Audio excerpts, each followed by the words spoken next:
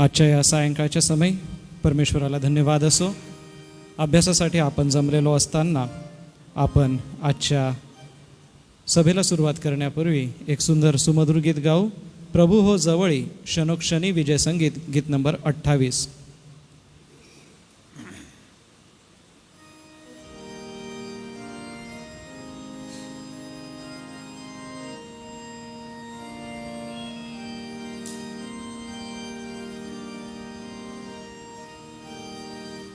प्रभु हो जवळी क्षणोक्षणी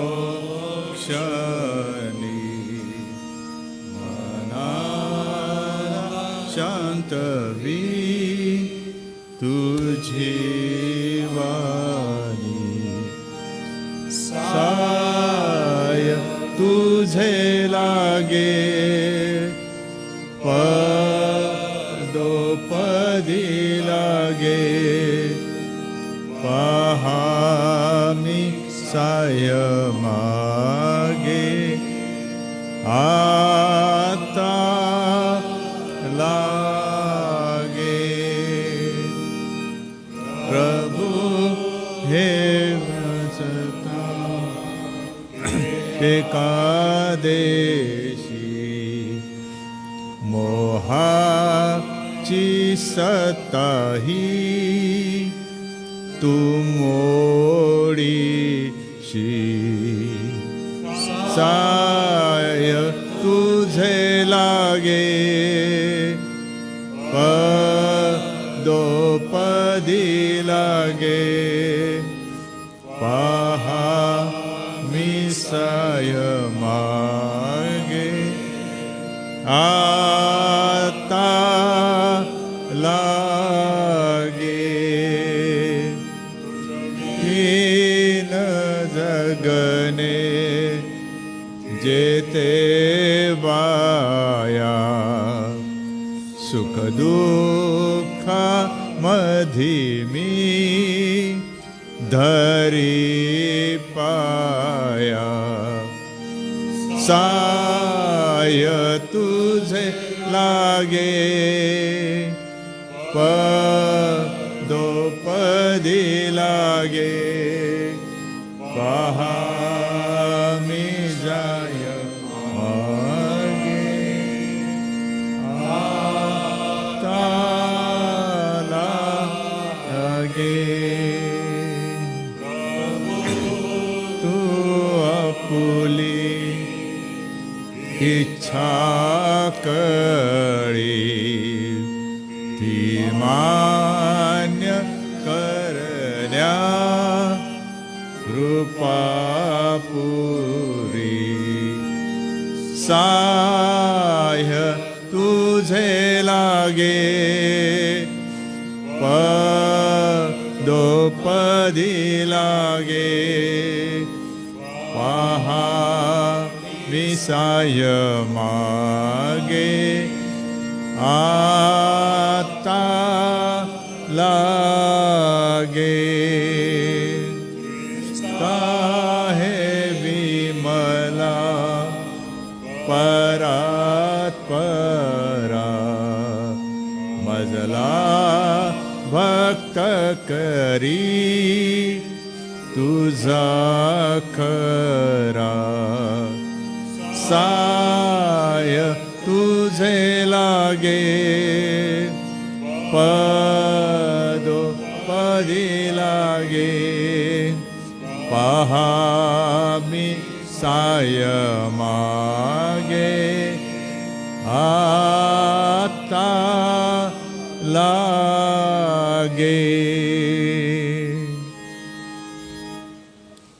आजच्या अध्ययनाला आपण सुरुवात करीत आहोत. आजचं जे मनन आहे ते थोडं वेगळ्या पद्धतीचं असणार आहे, कारण की आपण जो अभ्यास गेल्या दिवसांपासून करीत आहोत त्या अभ्यासाला आपण सुरुवात करीत आहोत.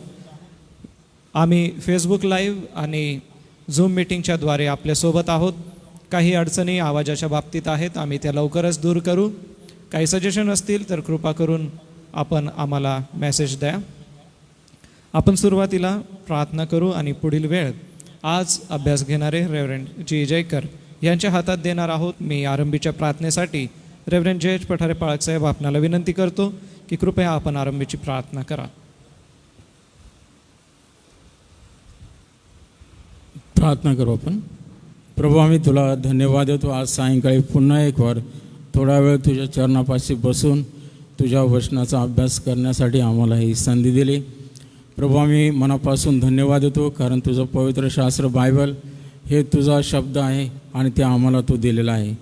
त्यामध्ये अद्भुत गोष्टी तू आमच्यासाठी अगोदरच लिहून ठेवल्या. प्रभू, या जगामध्ये तू असताना तू देखील या सर्वांवर विजय मिळवलेला आहे आणि तुझी इच्छा आहे की तुझ्या विश्वासणाऱ्याने देखील या सर्व दुष्ट आत्म्यांवर आणि सैतानाच्या या दूतांवर विजय मिळवावा. आणि प्रभू, तुझ्या आज्ञेने तुझ्या सामर्थ्याने आम्ही त्यावर विजयी होऊन इतरांनाही प्रभू त्यामधून सोडवावं.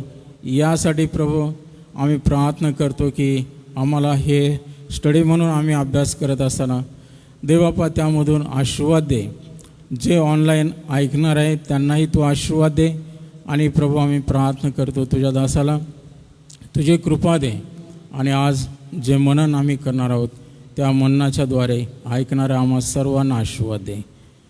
पुन्हा येशूच्या नावाने ही प्रार्थना करतो म्हणून तो ऐक. आमेन. धन्यवाद पाळकसाहेब. मी पुढील वेळ रेव्हरंड जी जयकर यांच्या हातात देतो. ओके.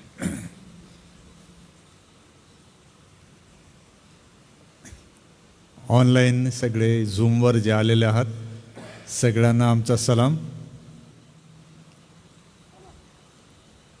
सलाम. फार थोड्या लोकांचा आवाज येतोय. मी यासाठी तुमचा प्रतिसाद मागत आहे की जेव्हा आम्ही शिकू त्यावेळेला तुमच्याकडे व्हिडिओ आणि ऑडिओ असे 2 बटणं असतील. त्यापैकी ऑडिओ म्यूट करा, म्हणजे बंद राहील, किंवा मग आम्ही इथून सरळ बंद करतो. 2 पैकी 1 प्रकारे, ठीक आहे. आणि आवाजाची काही अडचण असल्यास तिथे आहे बॉक्स आहे चॅटचा, तुम्ही तिथे चॅटमध्ये सांगू शकता. तुम्हाला काही प्रश्न आला तर तुम्ही चॅटमध्ये प्रश्न टाईप पण करू शकता, किंवा मग तुम्ही मध्ये हात उंच करून दाखवाल की तुम्हाला काही अडचण आहे तर तुम्ही आमच्याशी बोलू शकता. थोडा 20 मिनटं जवळजवळ आम्हाला उशीर झाला म्हणून क्षमा मागतो. काही तांत्रिक अडचणी निर्माण झाल्या होत्या. पुन्हा एकदा सुवार्थ अलायन्स चर्च नंदुरबार आणि सर्व पंच अध्यक्ष आणि सर्व प्रकारचे पुढारी आणि अध्ययन करणारे गट जे आहेत, त्याचबरोबर जे सेवक वर्ग आहेत, त्यांच्या वतीने आम्ही तुम्हाला पुन्हा एकदा शुभेच्छा देतो. आज आपलं एकत्र येण्याचं प्रयोजन हे आहे की आपण मागील वर्षांमध्ये अभ्यास केला होता. शिष्य बनणे हे पहिलं पुस्तक होतं आणि त्या पुस्तकाची पूर्तता आपल्याला पुन्हा एकदा तपासून घ्यायची आहे. आणि अशाच प्रकारे पुन्हा 4 जी पुस्तके आपल्याला करायची होती त्यांची आपल्याला समाप्ती या महिन्यामध्ये करणं गरजेचं आहे. मग असं गृहीत धरूया आपण की दर गुरुवारी सायंकाळी एकदा आपण 1 तास दिला तर उर्वरित कार्य घरी पण पूर्ण करून आपल्याला प्रश्नोत्तर किंवा अडचणी असल्यास सोडविण्यासाठी आम्ही सर्वजण मदत करू शकतो. दुसरी महत्त्वाची गोष्ट की मीच मदत करायला पाहिजे असं नाही. आपल्या अध्ययन गटामध्ये काही समजदार, शहाणपण बाळगणारे, अनुभवी, वयस्कर, सेवक वर्ग हे दोन्ही प्रकारचे लोक आहेत. त्यांचाही आपण वापर करू शकता. ठीक आहे. आज सायंकाळी मग आपण पुस्तक क्रमांक 1 याकडे थोडंसं अवलोकन करण्यासाठी जाऊ. परंतु त्या अगोदर देवाची जी मंडळी आहे तिची जी व्यवस्था आहे त्या संदर्भात 5-1 मिनटं आपण थोडा विचार करूया. देवाने नेमलेली एक व्यवस्था आहे आणि त्याचं मुख्य सूत्रवचन आहे तिमोथ्याच्या पत्रामध्ये आहे आणि 1 तिमोथी 2 तिमोथीमध्ये आहे. आणि तुम्ही जर दोन्हीकडे वळला अध्याय 3 मध्ये तर जवळजवळ वचने क्रमांक सारखाच आहे. 1 तिमोथी 3:15 मध्ये पाऊल तिमोथ्याला सल्ला देतो 1 तिमोथी 3 अध्याय वचन 15. तोच म्हणतो, तरी पण मला उशीर लागल्यास सत्याचा स्तंभ व पाया अशी जी जिवंत देवाची मंडळी आहे तिच्यात, म्हणजे देवाच्या घरात कसे वागले पाहिजे हे तुला समजावे, हे तुला समजावे. याचा अर्थ असा आहे, पहिली गोष्ट म्हणजे मंडळी आहे. दुसरी गोष्ट ही जिवंत आहे. पहिली गोष्ट आहे मंडळी आहे, दुसरं आहे ती जिवंत आहे, आणि त्या मंडळीचा देव हा पण जिवंत आहे. ही तिसरी गोष्ट. मंडळी आहे, ती जिवंत आहे, आणि तिचा देव जिवंत आहे. चौथी गोष्ट, ही मंडळी देवाचं घर आहे. ही मंडळी देवाचं घर आहे.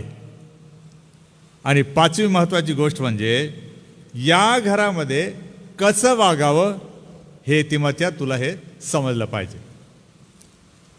फार महत्त्वाची ही गोष्ट आहे की ही जी व्यवस्था आहे त्या संदर्भात आपण एका पुस्तकामध्ये येणारच आहोत आणि त्याबद्दल आपण सविस्तर चर्चा करणार आहोत. परंतु आज सायंकाळी सुरुवात करायला या अभ्यासक्रमाचा पाया काय आहे हे समजून सांगताना पुन्हा एकदा मी हे आपणास आठवण करून देण्यासाठी सांगत आहे. तुम्ही कधीही हे विसरू नका की मंडळी ही देवाची आहे. पहिली गोष्ट तर ही, जरी नाव ऐसे चर्च असेल किंवा कोणत्या संस्थेचं असेल तरी मुळामध्ये मंडळी ही देवाची आहे. मंडळी काय आहे असं त्याचं उत्तर तिथेच दिलेलं आहे. मंडळी सत्याचा स्तंभ आहे आणि मंडळी सत्याचा पाया सुद्धा आहे. मंडळी सत्याचा स्तंभ आहे, मंडळी सत्याचा पाया आहे. या मंडळीचं सत्य आणि ह्याचा पाया हा सुद्धा जिवंत देवापासूनच आलेला आहे.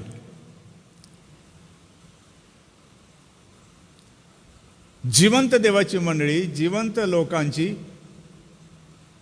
तर त्याच्यामध्ये सेवा प्रदान करणारे पण त्याच प्रकारचे असावे लागतात असा त्याचा अर्थ आहे.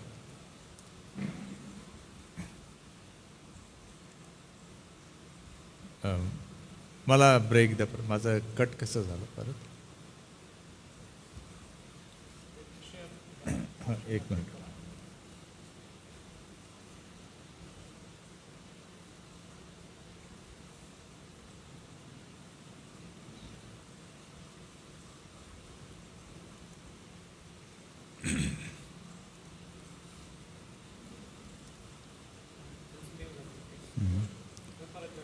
जॉईन परत.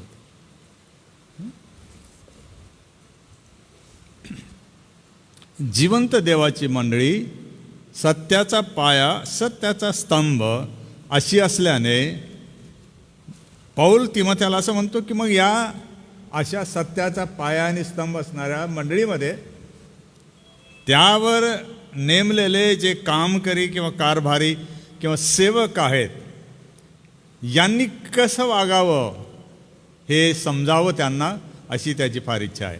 मनापासून त्याला वाटतं की त्याने आपल्याला मदत करावी. हा झाला त्याचा पहिला भाग, का की आपल्याला मंडळी म्हणजे काय. ही जी व्यवस्था आहे, ही व्यवस्था रोम 16:25 मध्ये सांगण्यात आली की हे रहस्य होतं. पौल त्यांना लिहिताना म्हणतो रोमच्या मंडळीला की ज्याबद्दल मी बोलत आलो, रोमपर्यंत मी पोहोचलो नाही, परंतु मी पत्र पाठवत आहे. 25, 26, 27 या वचनामध्ये तो म्हणतो, आता जे रहस्य गत युगात गुप्त ठेवले होते परंतु आता ते प्रगट झाले आहे, जे प्रगट झाले आहे, आणि सर्व राष्ट्रातील लोकांनी विश्वासाच्या अधीन व्हावे म्हणून सनातन देवाच्या आज्ञेने संदेष्ट्यांच्या लेखांच्या द्वारे त्यांना जे कळविण्यात आले आहे त्या रहस्याच्या प्रगटीकरणाला अनुसरूनच माझ्या सुवार्तेप्रमाणे व येशू ख्रिस्ताविषयीच्या घोषणेप्रमाणे तुम्हाला स्थिर करण्यास समर्थ असा जो एकच ज्ञानी देव, त्याला येशू ख्रिस्ताच्या द्वारे युगानुयुग गौरव असो. आमेन. मी परत कट होत आहे.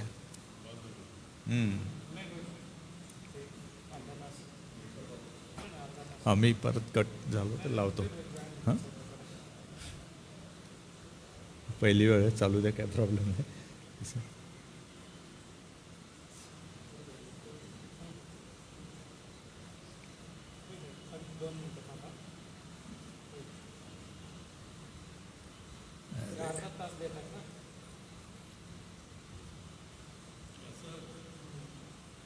कमी केलं का टाईम आता त्यांनी? असं का? नाही तर पहिलं तर चालू द्यायचं किती.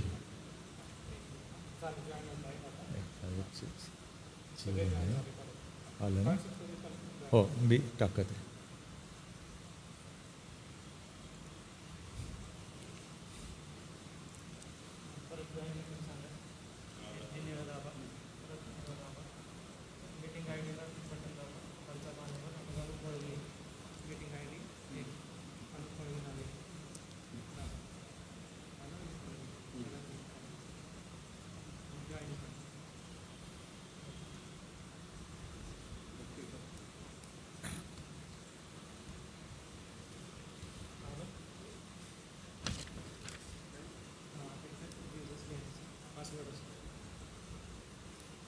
झालं कनेक्ट.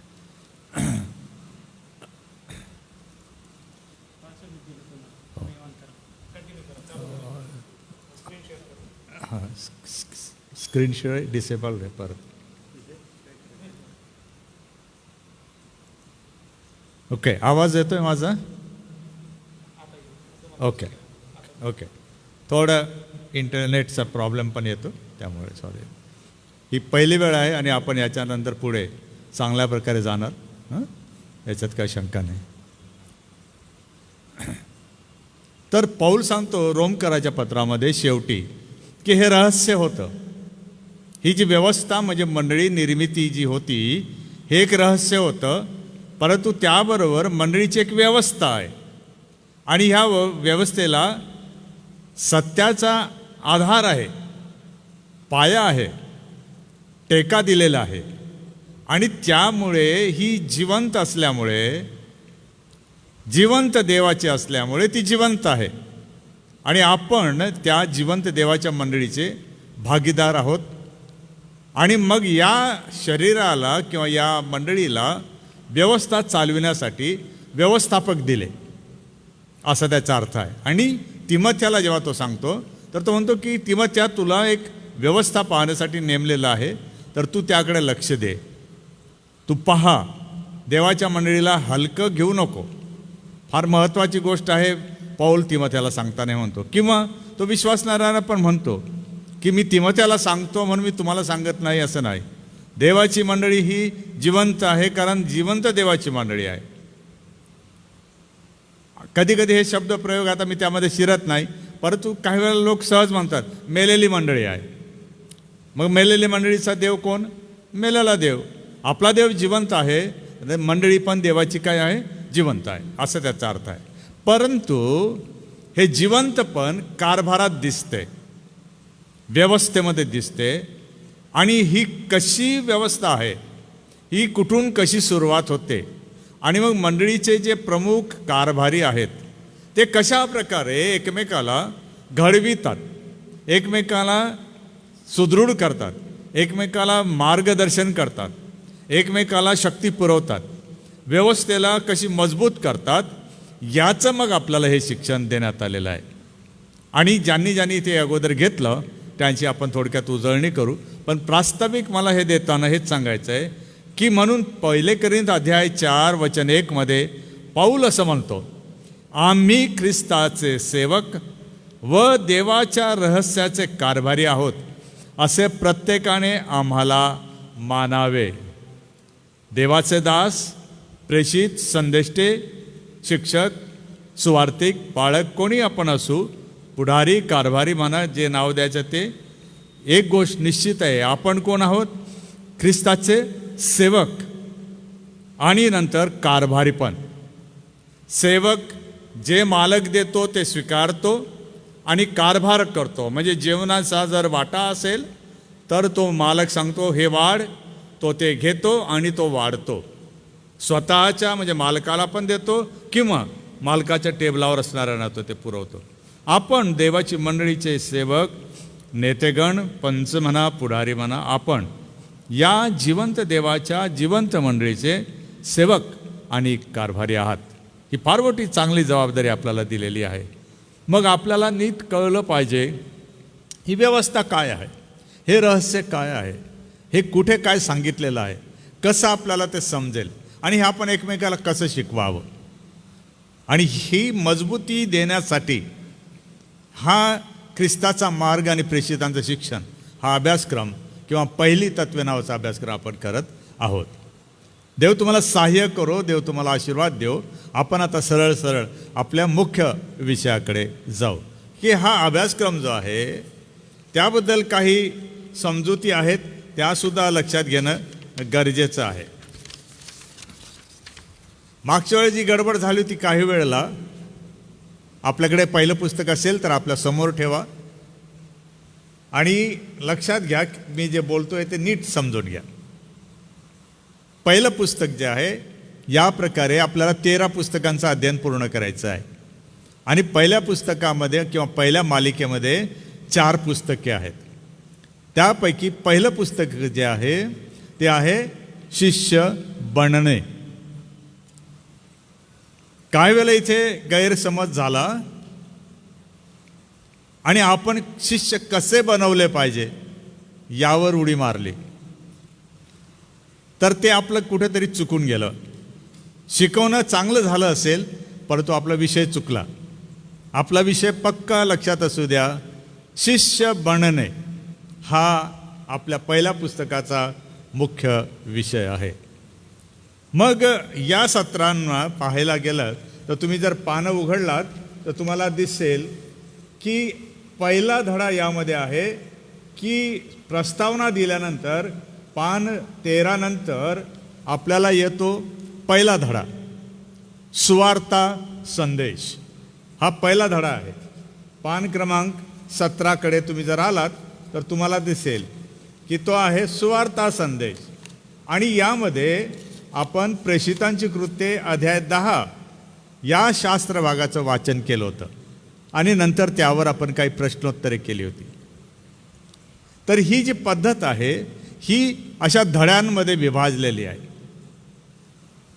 हे धडे कसे आहेत, जर तुम्ही पान नंबर 14-15 बघाल तर तुम्हाला दिसेल. पान नंबर 14 आहे, पहिला भाग येतो अध्ययनामध्ये, तो आहे पवित्र शास्त्र अभ्यास करणे. एक परिच्छेद दिलेला असेल, काही वचने दिलेले असतील तर त्यांचा अभ्यास करायचा जसाच्या तसा. ठीक आहे. त्याच्यासाठी नमुना दिलेला आहे प्रेषितांची कृत्ये अध्याय 10 34 ते 48.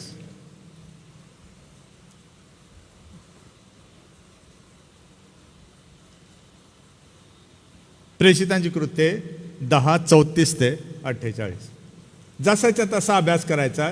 आणि त्यामध्ये मार्गदर्शन वचन पान नंबर 14 आहे, तुम्ही शास्त्र भागाचं वाचन कराल, त्या संबंधी प्रश्नांवर विचार कराल आणि शास्त्र भागाच्या मध्यवर्ती शिक्षणाचा सारांश कराल.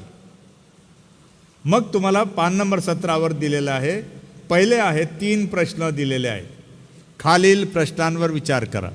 वाचन झाल्यावर, बोलून झाल्यावर आपल्याला या 3 प्रश्नांनुसार विचार करायचा आहे. आणि मध्यवर्ती शिक्षण काय आहे याचा सारांश पान नंबर 18 माझ्यामध्ये आहे. तुमचा 17 किंवा 18 19 असं येऊ शकतं. तिथे लिहिलेलं आहे की मध्यवर्ती शिक्षण, त्याचा सारांश लिहा. ज्यांनी केलं आहे तुम्ही मला दाखवाल का? आपल्या मोबाईल पुढे असं धरून अभ्यास केला असं लिहिलेलं दाखवाल का पान? थोडं जवळ या म्हणजे दिसेल. डेव्हिड दाखवा बरं कृपा करून. नाही, पुस्तकामध्ये लिहिलं का? तुम्हाला पुस्तकात पण लिहायचं आहे. वहीमध्ये लिहिलं ठीक आहे, परंतु पुस्तकामध्ये तुमचा सारांश पाहिजे. याच्यातून वहीमध्ये 2-4 वाक्यामध्ये तुम्हाला लिहिता येतं. सेलिनपूरने केलं आहे, चांगली गोष्ट. अजून कोणी आहे दुसरं ज्यांनी पुस्तकामध्ये नोंद घेतली आहे? इसाईनगर धानोरा वहीत घेतली असेल नोंद, बरोबर? तुम्ही बोलत नाही आहे, तुमचं साऊंड ऑन करावं लागेल. इसाईनगरचं बघा बरं, म्यूट. हां, इसाईनगर, रविकांत पाळसाहेब, मनीष, तुमचा आवाज येत नाही आहे, अनम्यूट करा.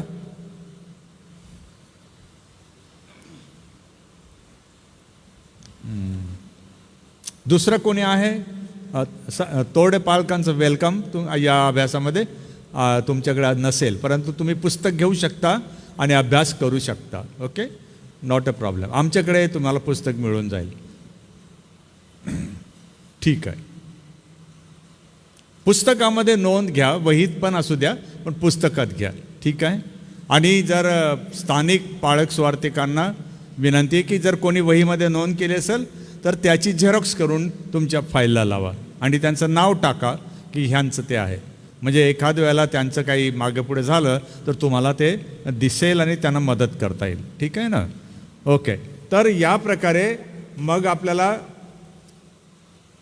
आपल्याला त्याची नोंद करायची. त्यानंतर आहे विद्वानांचा सल्ला घेणे. हा भाग कठीण आहे. यामध्ये एखाद्या वेळेला ग्रीक किंवा इब्री भाषेच्या मूळ शब्दांचा अर्थ विवरण तुम्हाला द्यावं लागतं, करावं लागतं. एखादी संज्ञा, व्याख्या, ईश्वर विज्ञानाचं तत्त्व, धर्मसिद्धांत, इतिहास, भूगोल असे अनेक विषय येऊ शकतात, है ना? तर त्याबद्दल जसा कर्नेल्य तो शताधिपती होता. मग कशाचा विषय येतो? त्याच्या कामाबद्दल विचारलं तर तो लष्कराचा विषय येतो. लष्करी विज्ञान, मिलिटरी सायन्स. कोणाचा? रोमी साम्राज्याच्या काळाचा. मग त्याच्यावर अभ्यास केला अधिक तर तुम्हाला कळतं की शताधिपती बनणे म्हणजे काय, म्हणजे तो माणूस किती पदाने मोठा आहे, त्याच्या हाती कोणता अधिकार आहे हे आपल्याला कळतं. आणि असा माणूस ख्रिस्ताकडे सुवार्तेनंतर वळतो तेव्हा आपल्याला कळतं की त्याने किती मोठं धाडस केलं ख्रिस्ताला पत्करण्याचं. तर विद्वानांच्या सल्ल्यामध्ये तुम्हाला दिलेलं आहे त्या काही गोष्टी आहेत की ज्या तुम्हाला कठीण वाटतील तर स्थानिक पाळक सुवार्तिक किंवा पुढारी तुम्ही सांगू शकता, पण नोंदी घ्या आणि आम्हाला सांगा. पण यामध्ये तुम्हाला मार्गदर्शन दिलेलं आहे. पान नंबर 18, 19, 20 यामध्ये मार्गदर्शन आहे आणि तुम्ही ते वापरू शकता. आणि मग परत तेच 21 नंबर पानावर तुम्हाला नोंदी घ्यायच्या आहेत. काय नोंद घ्यायची आहे? तुम्हाला मिळालेले नवीन विचार जे अभ्यास केला त्याच्यातून तिथे नोंदी घ्यायच्या आहेत. आता 20 पानानंतर 21वर आलात, मुद्द्यांवर विचार करा. तुम्हाला काही मुद्दे विचार करण्यासाठी दिलेले आहेत. पान नंबर 22वर विचाराचा मुख्य मुद्दा काय आहे? तुम्ही स्वतः सुवार्ता स्वीकारणे, सुवार्ता सांगणे नाही. साधा प्रश्न, जी सुवार्ता गाजवली गेली, सांगितली गेली, ती सुवार्ता विश्वासाने तुम्ही स्वतः पत्करली का? तिच्यावर तुम्ही विश्वास ठेवला का? ती सुवार्ता ऐकून तुम्ही पश्चाताप केला का? पापांचा त्याग केला का? तुम्ही ख्रिस्ताला शरण गेला का? जुनं जीवन त्यागलं का? वगैरे वगैरे अनेक गोष्टी येतात. म्हणजे त्या धड्याचा उद्देश काय आहे? हा मुद्दा काय आहे? जी सुवार्ता पेत्राने सांगितली त्यामुळे कोणाचं बदल झाला, कोणाचं परिवर्तन झालं? एका शताधिपतीचं, एका लष्करी अधिकाऱ्याचं. तसंच तुम्हाला जेव्हा सुवार्ता सांगितली जाते तर ती तुम्ही ऐकली का? पहिला प्रश्न हा. आणि ऐकली तर तुम्ही तिला पत्करलं का, स्वीकारलं का, असं त्याचा अर्थ आहे. आणि मग जर आहे तर तुम्ही काही चर्चा करायला 1, 2, 3, 4 प्रश्न दिलेले आहेत, तुम्ही करू शकता. आणि मग तुमचे काही विचार असू शकतात की उदाहरणार्थ, पण खरी सुवार्ता म्हणजे काय? नवीन करारामध्ये खोटी पण सुवार्ता आहे का? दुसरं पण काय आहे का? कसं ओळखायचं? कसं समजून घ्यायचं? पाप म्हणजे काय, पश्चाताप म्हणजे काय, क्षमा म्हणजे काय, अनेक प्रश्न आपल्यासमोर येऊ शकतात. आणि म्हणून नोंद घेणं गरजेचं आहे. तुम्ही आपलं जे प्राथमिक मत आहे ते नोंद करायला पाहिजे. पुढे जाऊया आपण. आणि पुढचं आहे की तत्वांचं त्या चर्चेनंतर लागूकरण करायला पाहिजे. वचन 23, पान नंबर 23, तत्वांचं लागूकरण. बरोबर. कोणतं तत्व आपण साधारणपणे घेऊ प्रेषितांच्या कृत्यांमधून? असं धरूया गृहीत की पेत्र यापोहून कैसरियाला सुवार्ता सांगण्यासाठी गेला. ही झाली कृती, हा झाला धडा. आपण कसं लागूकरण करणार त्याचं? मी पण माझ्या गावाहून किंवा माझ्या ठिकाणाहून जेथे मला प्रभू नेईल तेथे सुवार्ता सांगण्यासाठी गेलं पाहिजे. हा झाला धडा. मी काय शिकलो, मी काय शिकले असं विचारलं तर मी काय सांगणार? पेत्र यापोहून कैसरियाला सुवार्ता सांगण्यासाठी गेला. मी काय धडा घेतला? मी सुद्धा जेथे मी आहे तेथून जेथे देव मला नेईल तेथे सुवार्ता सांगण्यासाठी जाईन. अशा प्रकारे तुम्हाला लागूकरण करायचं आहे. प्रारंभिक लागूकरण करण्यासाठी काही गोष्टी आहेत त्या आम्ही तुम्हाला आता देत नाही. परंतु हा धडा अशा प्रकारे संपल्यावर कदाचित असा विषय येऊ शकतो की तुम्ही तयार नव्हता सुवार्ता स्वीकारायला, तरी हरकत नाही, पण विश्वास ठेवला. सुवार्ता पूर्ण समजली नाही, पण तुम्ही हो म्हटलं प्रभूला, परंतु पूर्ण खात्री झाली नाही की माझ्या सर्व पापांची क्षमा झाली का, सर्व अपराध देवाने माझे सोडले का, खरंच मला नवीन जीवन दिलं का, खरंच मला शांती मिळाली का. बरं, एकदा नाही, ते सतत आहे. एकदा क्षमा मिळाल्यानंतर मी शांत बसायला नको, पण मी जर काही करते आणि जर चुकलो तर मला क्षमा मिळेल का? देव माझ्या पापांची क्षमा करेल का? आपण साध्या भोळ्या मनाने म्हणू शकतो हो, पण मग नंतर प्रश्न विचारावा लागेल, मी तसंच करावं का वारंवार? कारण देव मला क्षमा करतो, मग मी काही पण करेन का? मी असं उत्तर देईन की नाही. ही गुंतागुंत यामध्ये निर्माण होते. म्हणून आपल्याला एकमेकाशी बोलायचं, सांगायचं, समज घ्यायची, शहाणपण दाखवायचा. एक सल्ला मी पाळक म्हणून देऊ इच्छितो. तुम्ही ज्यावेळेस अशा प्रकारे चर्चा कराल, कोणी आपला अनुभव सांगत असेल तर कृपा करून कोणाची नावं घेऊ नका आणि आपल्या पापाचं वर्णन करून वेळ घालू नका की तुम्हाला माहीत आहे का की हे पाप इतकं भयंकर आहे. कोणतंही पाप असो ते किळसवानच आहे, त्याला चिवडत बसण्यात काहीच अर्थ नाही. एवढं पुरेसं आहे ना, मी देवाविरुद्ध वागले, देवाने माझ्या पापांची क्षमा केली, बस एवढं पुरेसं आहे. तसंच जे नेते आहे किंवा गटप्रमुख आहेत त्यांनी पण सभासदाला घडी विचारू नये, पण कोणतं पाप केलं, मग ते चुकीचं होऊन जाईल. त्याची गरज नाही. एक व्यक्ती सभासद आपला मान्य करतो, मी सुवार्ता ऐकली, मी विश्वास ठेवला, माझ्या पश्चातापामुळे मला देवाने क्षमा दिली, आता माझं जीवन बदललं. हा झाला पहिला धडा. दुसरा धडा त्याच्यामध्ये आहे की मग या सुवार्तेला पत्करणारे काय करतात? तर दुसरा धडा आहे ते बाप्तिस्मा घेतात, असा त्याचा अर्थ आहे. इथे जरा आपल्याला त्रास आहे, मला पण जरा कठीण जातं. कसं की पहिले पश्चाताप करायचा आणि नंतर बाप्तिस्मा घ्यायचा, यामध्ये द्वंद्व आहे. यामध्ये जरा मला झगडा वाटतो. कारण काही वेळेला आपण मंडळीच्या सहभाग्यात आपण बाप्तिस्मा घेऊन घेतो, परंतु तारणाची जी खात्री आहे ती कधी नंतर होते. मग आता काय करायचं? माझा बाप्तिस्मा होऊन गेला, मग काही वेळेला काही लोक पुन्हा बाप्तिस्मा घ्यायला लावतात. मग ते म्हणतात नाही नाही नाही, इथला बरोबर नाही, आमचा बरोबर आहे, मग आपण तिकडे जातो वगैरे, अशा गोष्टी घडतात. म्हणून लक्षात ठेवा, हा जरा किचकट विषय आहे, परंतु साधारण पायऱ्या आहेत की जेव्हा सुवार्तेवर विश्वास ठेवला जातो, पुढे आपण काय करायचं आहे? बाप्तिस्मा घ्यायचा आहे. बरोबर. बाप्तिस्मा म्हणजे साधा सरळ भाषेत येशू ख्रिस्ताला आपलं जीवन वाहून देणे, त्यामध्ये सामील होणे, त्याच्या मरण पुनरुत्थानामध्ये आपण एक रूप होणे, एक जीव होणे वगैरे वगैरे गोष्टी आहेत. म्हणजे ख्रिस्ताचा अधिकार आपण मान्य करून त्याच्या इच्छेने जगण्यासाठी त्याला आपलं जीवन वाहणे. परंतु दुसऱ्या बाजूला बाप्तिस्मा हा संस्कारसुद्धा आहे आपल्यासाठी.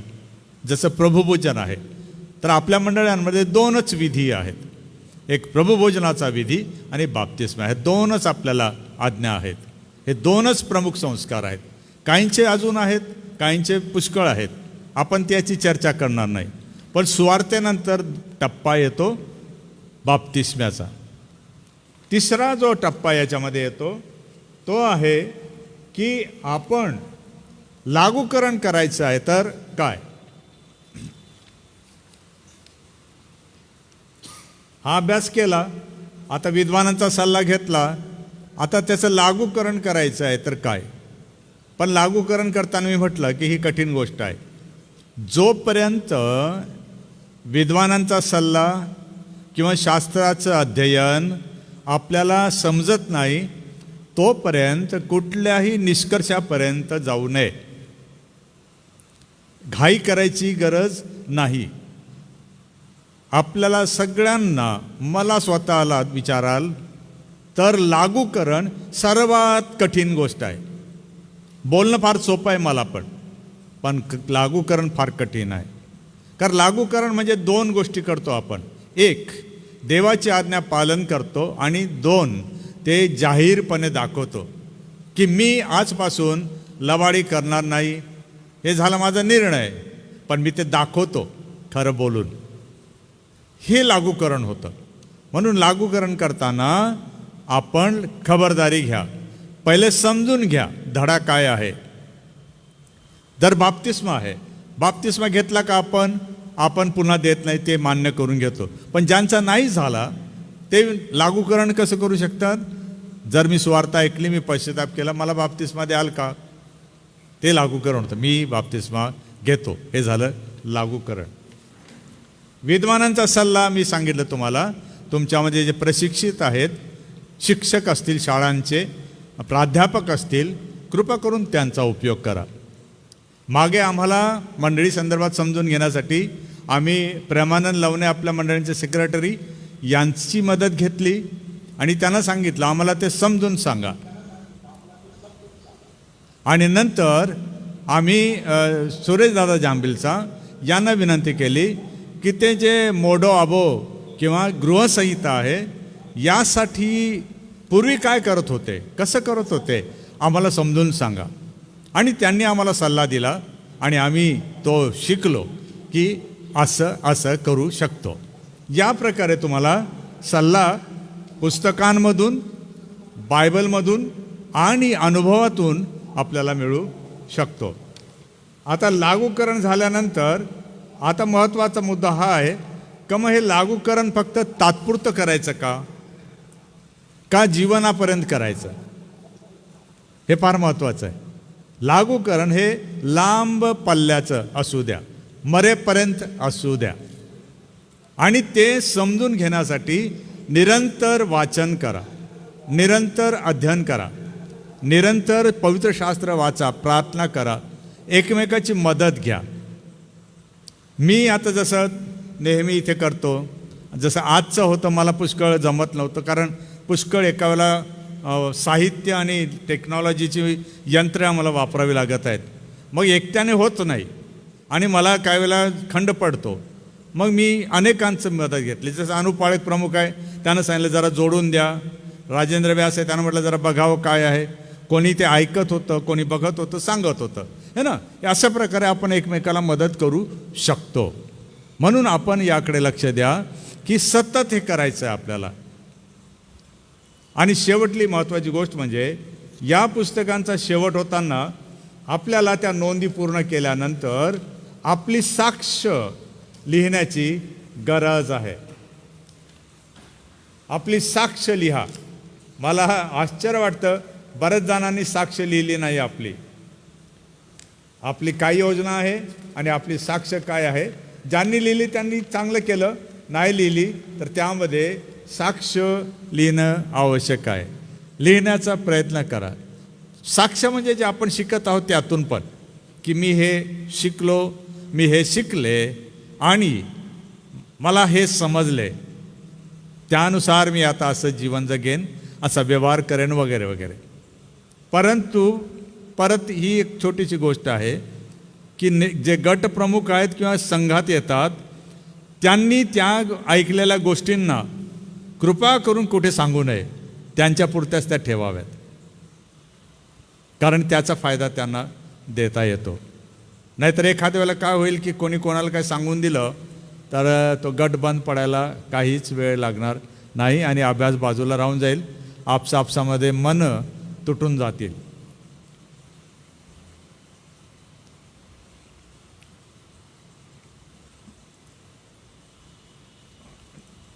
काही तुम्हाला प्रश्न आहे का तर तुम्ही अनम्यूट करा. 5 मिनटं आहेत, अनम्यूट करा आणि विचारू शकता. सेलिनपूरकडे काही प्रश्न आहे का तर विचारू शकता. ऑन आहे त्यांचा माईक. थोडं जोरात बोला म्हणजे ऐकू येईल. ही पहिली वेळ आहे, हळूहळू सराव होऊन जाईल. हां, तरी आज आनंद वाटतो आम्हाला. मी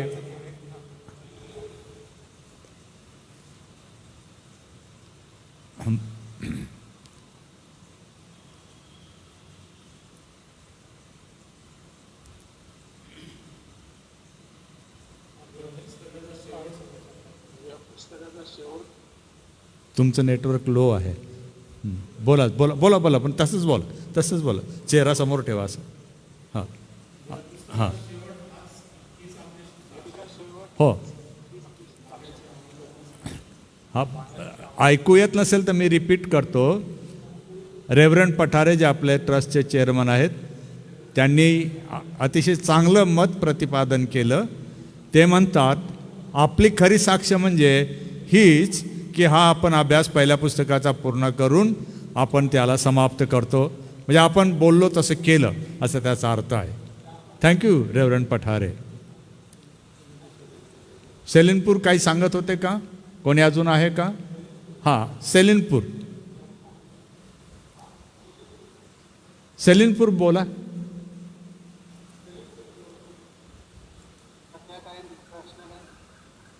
हळूहळू बोला. काहीच प्रश्न नाही. छान, व्हेरी गुड. काही उत्तरं आहेत का?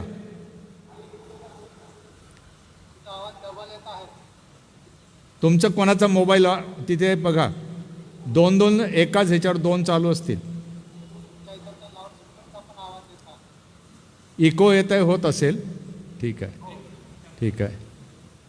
पण जे शिकला त्यापैकी जसं मी सांगितलं की पेत्र कर्नेल्याला सुवार्ता सांगण्यासाठी गेला.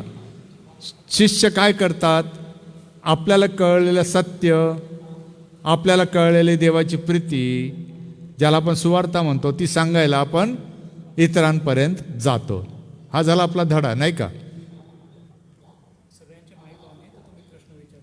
हां हां. अजून कोणाचा प्रश्न आहे? तोरडे पाळक साहेब? नाही. थँक्यू. इकडे धानोरा, इसाईनगर धानोरा, मनीष पाळक साहेब थोडं जवळ येऊन बोला. प्रश्न नाही. ओके. काही उत्तरं आहेत का?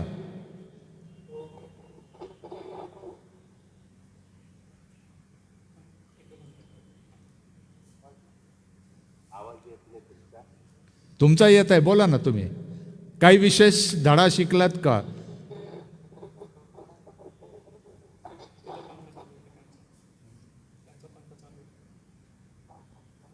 नेटवर्क वीक असतं त्यामुळे आहे ते.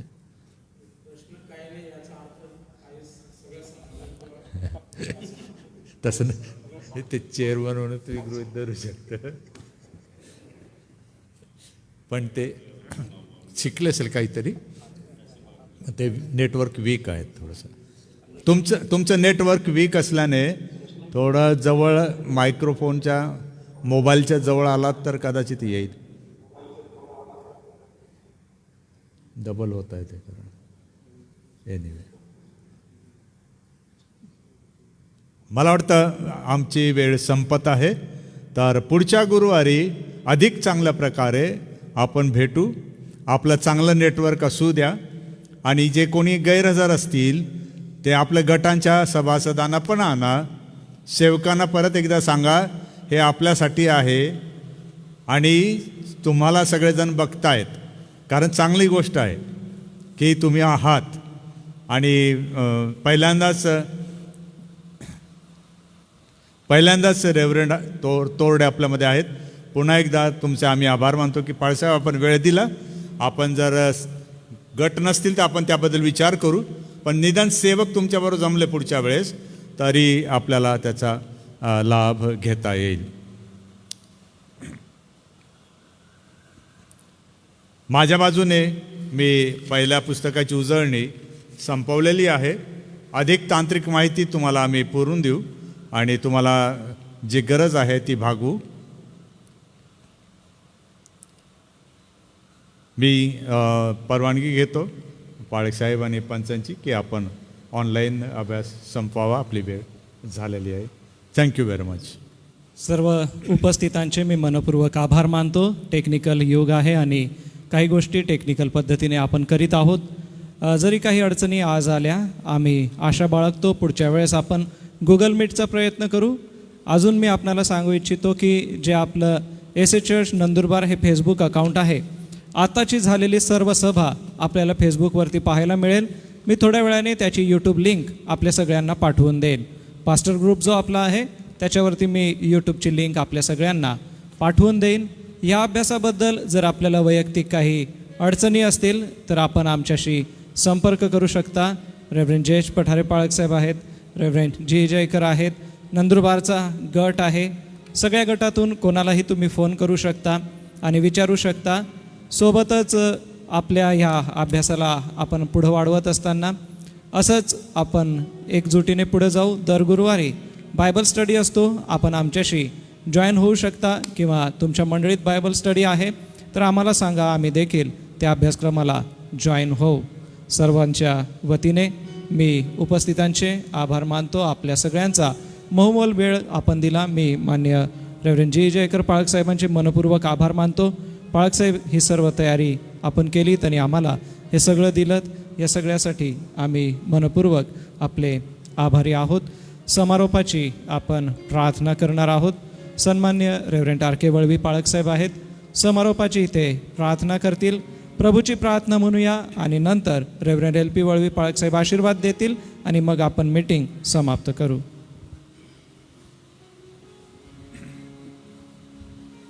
आमच्या स्वर्गातील पित्या, आम्ही तुला धन्यवाद देतो.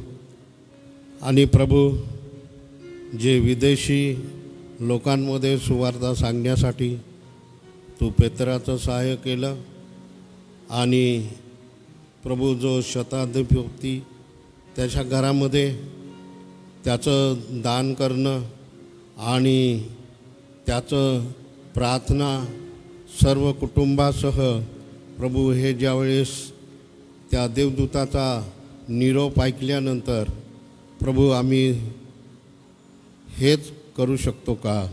याहीपेक्षा प्रभू तो आमच्यामध्ये काय जे देणग्या आहेत, टॅलेंट आहे, दान आहे, त्याचा उपयोग करण्यासाठी येशू तो आमचं सहाय्य कर.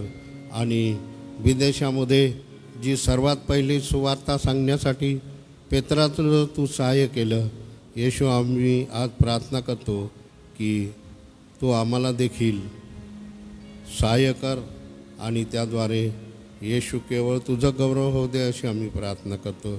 येशूच्या नावाने मागतो म्हणून तू ऐक. आमेन. हे आमच्या स्वर्गातील पित्या, तुझं नाव पवित्र मानिले जावो, तुझं राज्य येवो, जसे स्वर्गात तसे पृथ्वीवरही तुझ्या इच्छेप्रमाणे हो. आमची रोजची भाकर आज आम्हास तू दे, आणि जसे आम्ही आपल्या ऋणास ऋण सोडितो तशीच तू आमची ऋणे आम्हास सोड, आणि आम्हास परीक्षेत आणू नकोस, तर आम्हास वाईटापासून सोडील. कारण की राज्य, सामर्थ्य आणि गौरव ही सर्व काळ तुझीच आहे. आमेन. आता आपल्या प्रभू येशू ख्रिस्ताची कृपा, देवबापाची महान प्रीती, पवित्र आत्म्याची संगती, देवाचे सर्व प्रिय आणि पवित्र जन, जिवंत देवाची मंडळी, देवाचे निवडलेले राष्ट्र इस्रायल याबरोबर प्रभू तू येईपर्यंत सो. आमेन. आमेन. या रात्री ईश्वरा तू मजला सांभाळ, आयुष्यभर राखीतोस करावा प्रतिपाळ. आमेन.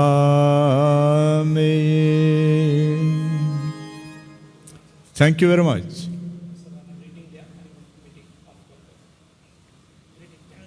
या ना इकडे.